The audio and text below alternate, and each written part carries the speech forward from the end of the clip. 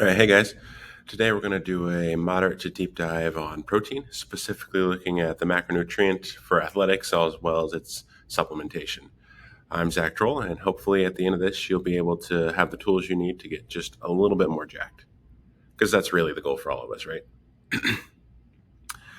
So, functionally, proteins are made up of amino acids bound together, and ultimately, these determine its use, what amino acids are attached essentially in the proteins. Some amino acids can be used for building skeletal muscle. Some amino acids are used for building organs. Some amino acids are used for hormones and other regulatory functions. And these amino acids can be broken down into essential and non essential. So essentially, all this means is, no pun intended, essential amino acids can't be made in the body, which means you need to get them in through diet or some other means. Well, supplementation or basic nutrition. And there are 9 of these. And this is what's going to make up a well rounded protein intake, which is why you hear people say, like meats, dairies, etc., make up complete proteins and are better for building skeletal muscle, though there are some nuances there that we'll get into. Amino acids can also be used as fuel, although this isn't necessarily ideal, especially for sports performance. We want to be using primarily carbohydrate and then fats, depending on what you're doing throughout the day, whether that be sport or resting. It's kind of like a backup fuel source because we know that fats, you have a large abundance of those, and those can kind of be a slow backup source. But without ample carbohydrates or fats, amino acids will start to be broken down either from skeletal muscle or free floating amino acids to be used for energy. And this is less than ideal, especially if your goal is to do your best in sport, because it is a slower way to get energy. And if you're trying to be as jacked as possible, which again, let's be honest, we all are, that's not going to be super effective for that. So some of the functions of protein that we have, and here, this you can see on the right, this is kind of what I'm describing. We want to go from stage 1 to stage 2 in this, so we can hopefully win the wrestling match for Mr. Krabs and the Krusty Krab. So some of the functions of proteins include enzymes, so it's going to be something that facilitates chemical reactions in the body, as well as being kind of a chemical messenger, so hormones sending signal from one section of the body to another. It plays integral roles in your immune system, as well as bones, teeth, connective tissue.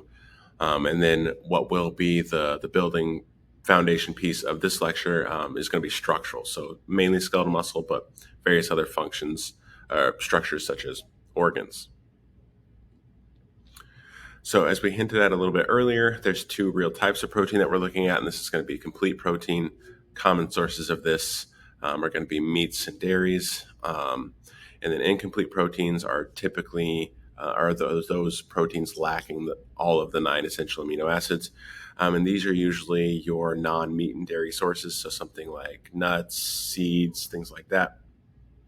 But what's really cool is you compare incomplete proteins together. So let's say you have one incomplete protein that has these 4 amino acids and one incomplete protein that has these 5. You can mix those together in a meal, and oftentimes that can help to kind of fill any of the gaps that you might have. So that's a really good option for any of you vegetarian or vegans out there. Interesting to know, essential acids are essentially rate limiting. So if we have 8 amino acids and we're missing leucine, right, or one of the amino acids, muscle protein synthesis and rebuilding skeletal muscle is going to stop right there. You need a little bit of all the amino acids to actually do the thing. It's kind of like if you're laying bricks for a building and you have just ample amounts of brick to build the wall all the way up to the ceiling, but you run out of the cement that goes in between the bricks. Now, all of a sudden, the wall construction has to stop. It's the same thing here. So now we'll get into a little bit of the fun stuff. So dosing protein. Endurance athletes are likely going to be sitting around somewhere between 1 to 1.6 grams per kilogram per day. And the big reason for this is because carbohydrates are going to be one of the most crucial things for their performance. And if you jack up protein too high, it starts to impede on their ability to take in carbohydrates. And because those carbohydrates are so crucial to their sport, it ultimately ends up reducing their overall performance. Secondly, endurance athletes tend to have a lower level of total muscle mass, which means a lower requirement for protein intake. And muscle retention Something to note: muscle retention, strength, and power. Retaining these skills is indeed still valuable for this athlete. So that's the main reason why we can't bring protein any lower and bring carbohydrates even higher. Because if you start to lose skeletal muscle, strength, and power, gait's not going to be as good. Running economy is not going to be as good. You'll notice a performance drop off. For strength and hypertrophy, 1.4 to 2 grams per kilogram. This is going to allow muscle protein synthesis to probably be capped off. There's been a lot of debate on this, but the consensus here in 2024 is upwards of 2 grams per kilogram per day, especially if you're on the larger side, is going to be something that probably caps out that muscle protein synthesis. And how much skeletal muscle you grow is a direct end point of how much muscle protein synthesis you're stimulating versus how much muscle breakdown you're attenuating. So if we can get rid of some of this or stimulate more muscle protein synthesis, you're going to grow bigger muscles at the end of the day. This athlete's slightly less reliant on high carbs, but carbohydrates are still very, very crucial for this athlete. But because a lot of times total muscle size is the number one factor for these athletes, we will downregulate carbohydrates a little bit so we can get just a little bit more protein in that diet to make sure that we're capping out muscle protein synthesis. And again, dependent on muscle size and level of activity. If you're untrained, training 2 days a week, you probably don't need the 2 grams per kilogram. If you're training 6 days a week and you're 275 on stage with abs, you probably need to be getting that higher end of the protein recommendation. A little bit of a throwback to what I mentioned previously. Vegans, they're likely going to need to mix protein sources so they can hopefully get some amalgamation of a complete protein source, but then also something vegans can also do, or vegetarians, is stick towards the higher end of this protein recommendation. This kind of allows you to fill in any gaps you might have from missing completeness of protein throughout the day. Like if you get a little bit of complete protein, a little bit of complete protein, but you're sticking at the higher end of the range, oftentimes that can hopefully fill in a little bit of a gap, especially if you're having a varied diet. And that is important. You can't just eat all of one of the amino acids, essentially. So timing of protein, this is something that gets a little bit overblown. It's probably best, if you want to optimize everything, to split up your protein in 3 to 5 equal portions throughout the day. There's not really a right or wrong answer there. It's kind of what gives you energy throughout the day, allows you to be full going into sleep so you can sleep well, and allows you to have energy for your training. For me personally, sitting around the 4 meals and then like a pre-workout snack is kind of an optimal place for me to sit. But everyone's going to be a little bit different. This ensures that you're constantly stimulating muscle protein synthesis and attenuating that muscle protein breakdown. The anabolic window, as you know it, is probably a myth. So I think we've all done this at one point. You get done training, and the second you do the last set, you immediately, within the next 2 minutes, pick up your blender bottle with whey protein in it, start pounding that, because you know you're not going to max out anabolism if you don't train or if you don't eat within that first 30 minutes max. Turns out this is not the case, because what ends up happening is, as long as you're taking in enough food, even if it's in a larger dose, it kind of creates like a slow drip of protein and anabolism into the system throughout the day. Essentially, you're never really dropping to a low point. So a more holistic, or a better way to think about the anabolic window is, if you're getting in some type of food 2 hours before or closer, and then up to 2 hours after, and it's got those equal portions of protein in it, that's going to pretty much check all your boxes. If you really want to optimize performance, you consider making your pre and post workout meals mostly carbohydrates and proteins for energy and building of skeletal muscle and anabolism, and removing fat largely from those meals. Fat tends to slow digestion, and also it's not a very quick acting energy source for you, so it's likely not going to be very helpful for your workout or spiking anabolism.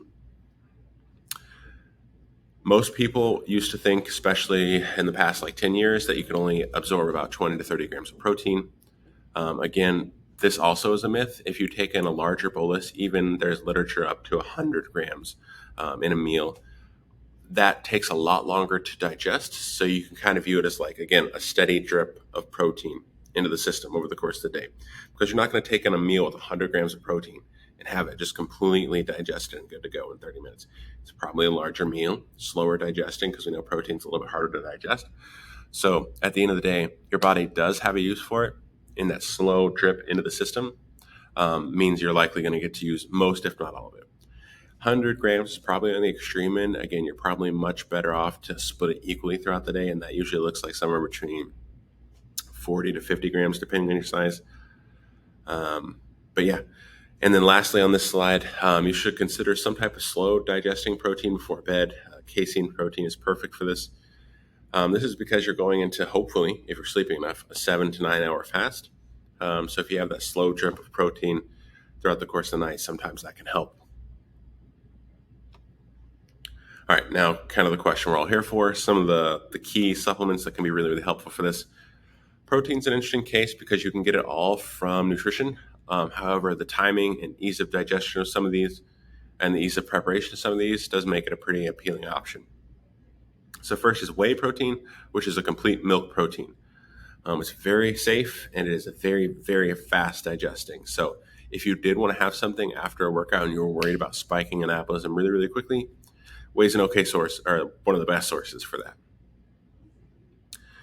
It can be hard to digest if you're lactose intolerant because, again, it is a milk protein. However, they make hydrolyzed whey, which in some way is either supplemented with lactase to help you digest it, or it's actually pre-digested in some aspects of the lactose. Again, this is not required, but it is really convenient. And you can use it pre and or post. And another really awesome tool for this, if you lead a busy life and you find that you're having a lot of time between meals randomly, I like to mix up a double and then like 2 scoops and then sip on it at any point where I've been like 2 or 3 hours without something in my system. It's very easy and it kind of keeps the calories and the protein flowing. Casein protein, I kind of mentioned this earlier, but it's a very slow digesting milk protein, and it's awesome for that pre-bed meal to kind of limit the time that you are fasted over the course of the night. And it is dairy-based again, and it is also complete. Other than that, it does have really similar benefits to whey protein. Your other protein sources, so vegan and vegetarian type of protein, is likely not complete. However, it is a good option for vegans and vegetarians. And it can be a way to mix in a variety of those amino acid profiles to kind of make the overall intake throughout the day complete proteins.